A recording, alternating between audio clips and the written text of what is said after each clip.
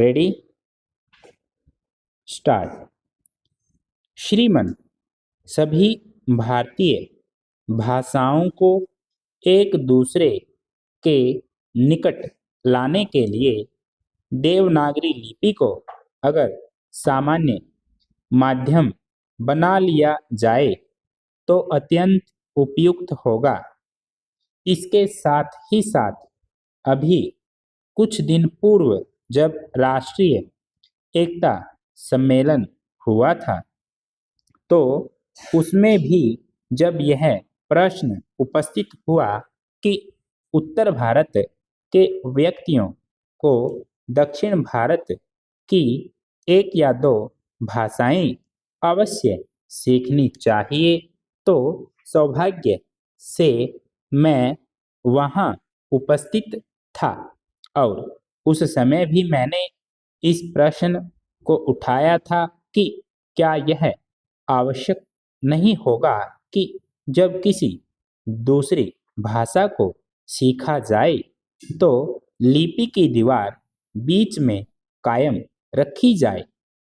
अगर यह लिपि की दीवार बीच में न रहे तो कम से कम यह लिपि की तो कठिनाई हट जाए और दूसरी भाषाओं के वास्ते भी देवनागरी लिपि हो जाए।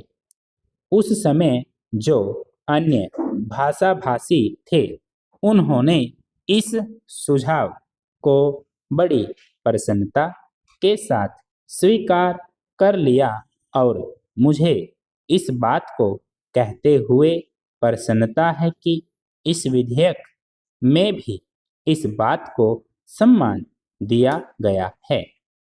लेकिन जो एक भय इसके साथ मुझे प्रतीत हो रहा है वह यह है कि इसमें अंकों के संबंध में किसी प्रकार का कोई विशेष संकेत नहीं दिया गया है।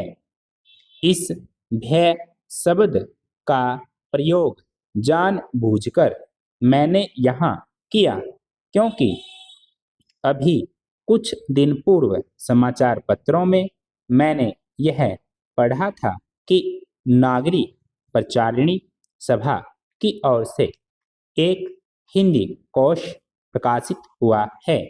इस कोश की सहायता के लिए भी भारत के शिक्षा मंत्रालय से कुछ अनुदान दिया जाना था। अब नागरी प्रचारिणी सभा की अब तक ऐसी परंपरा रही है। उस आधार पर इस कोश में जो अंक थे वह भारतीय अंक थे, लेकिन उन्होंने कहा कि भविष्य में सभी प्रकार की पुस्तकों में अंतर्राष्ट्रीय अंकों का प्रयोग होना चाहिए।